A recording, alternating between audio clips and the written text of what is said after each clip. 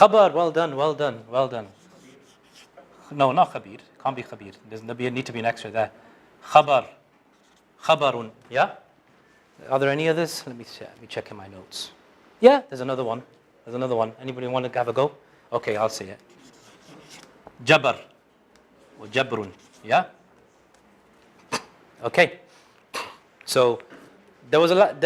You know, when you know Arabic, and you've got Fusha and you're the Arabs of the Prophet, you don't have a problem with this stuff. They know what's being said. Right? But if you come across people who are new and they don't know what the Quran is saying and they've not heard it being recited, and then this becomes a problem. Yeah? So it could be that there were masahif going around, and all of these could be. Anyway, so what happens is that Uthman ibn Affan, on the advice of Hudhayfa ibn Yaman, seeks to issue copies of a standardized Quran, right, to the main political and learning centers of the time. And this standardized mushaf is based on the suhuf of Ibrahim. So the suhuf are scrolls, right, and mushaf is a codex, right? A codex is a bound copy of pages, right, like a book basically, right? This is a codex, yeah, right? If I'm not mistaken. So and suhuf are scrolls. Okay, they're loose. So that was one difference between Abu Bakr's issue of the Quran, which they were loose papers, and Uthman had a mushaf.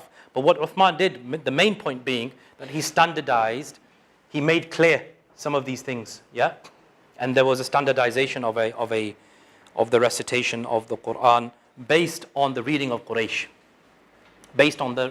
and he says. Uthman ibn Affan appointed a committee of 4 people. One of them was Zayd ibn Thabit.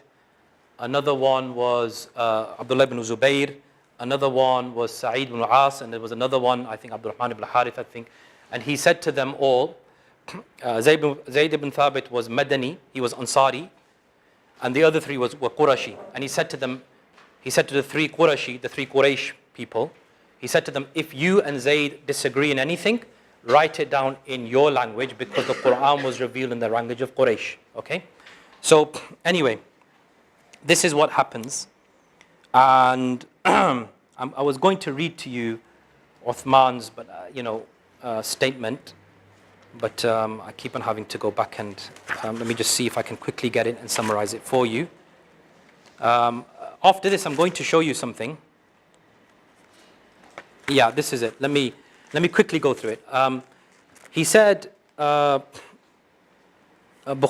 on the authority of Anas ibn Malik, that Hudhayfa came to Uthman. The people of Sham and Syria and Iraq were fighting at these borders. Hudhayfa became afraid because of their differences. Hudhayfa said to Uthman, O Amir al-Mu'mineen, commander of the believers, intervene for this ummah before they start differing like the Jews and Christians did. Uthman sent word to Hafsa, send to us your suhuf. Remember, the suhuf are with Hafsa, yeah? And so that we can copy them, we'll return them to you. So Hafsa sent the suhuf. He told this committee to copy the suhuf of Abu Bakr. And then he said what I told you. He said to the 3 Qurayshis. Then he gave it back to Hafsa. And then what he did was that he sent copies to 4 places, 4 main political and learning centers in the Muslim Ummah. And they were Kufa, Basra, Mecca, and 1 he kept for himself. So there were 4, yeah? So there were 4 copies. And all of the others, he ordered for them to be burnt. Okay. Right, now I want to give you an exercise. Yes. Would you allow me to say something before we continue? Yes, please. I just want to perhaps add something to that. Yeah, tafaddal, yeah. And I think if we do not actually explain a little bit about the ahruf, things will remain even more confusing than if we explain the ahruf. Basically, if I'm just to go back from the time of the Prophet ﷺ with the compilation of the Quran, everything that was revealed to the Prophet ﷺ, he called whichever scribe was available, write this ayah, put it in this surah, in this place, as Jibreel ﷺ instructed him, and then that material on which it was written was placed in the house of the Prophet ﷺ according to the narrations.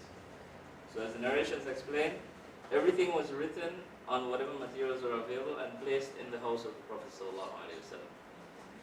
So in totality, the materials that were there in the house of the Prophet ﷺ constituted all the ayat of the Quran. In addition to that, when the Sahaba would come to the Prophet ﷺ asking for him to write something to them or teach something, then ayat would be written, his scribes would write certain ayat based on what the people needed or what the Prophet ﷺ thought he wanted to teach them, and they took those personal copies. That's different copies from what is there in the house of the Prophet ﷺ, according again to the scholars of Ulim al-Quran.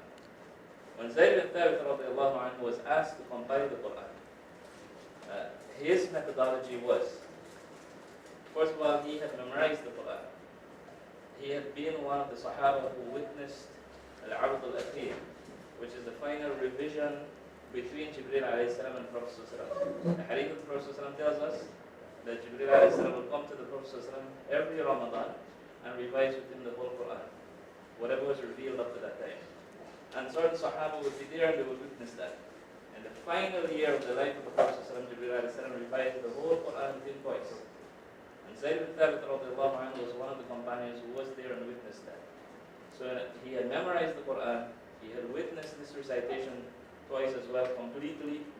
He understood the exact order. There were other Sahaba in the lifetime of the Prophet ﷺ who had memorized the Quran completely, including the Khulafa Rashidun, all four of them.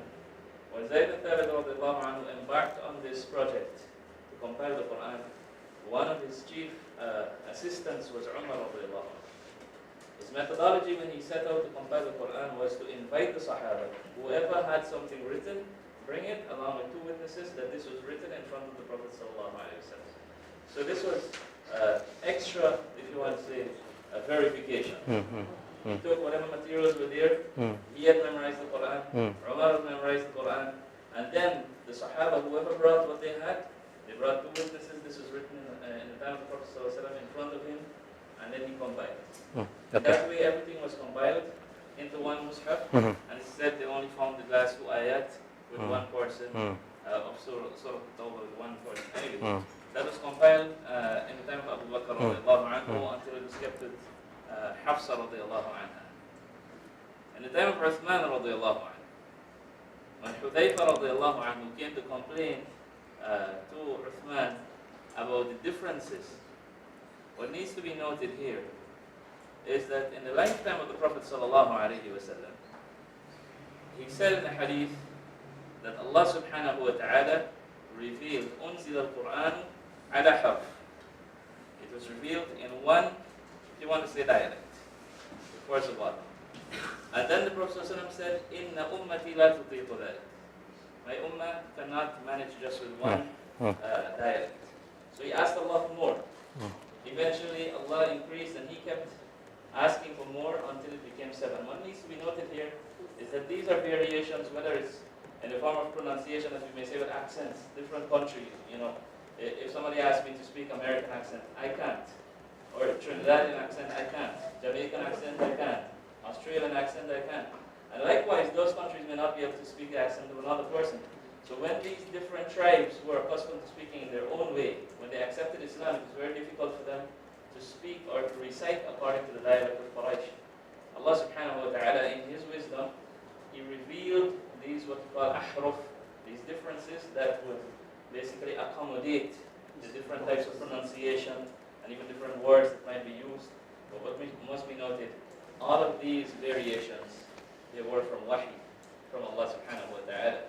No tribe that came and said, well, you know what, we will substitute this word with this one because we don't use this word, or we pronounce it differently. It had to be revelation from Allah subhanahu wa ta'ala.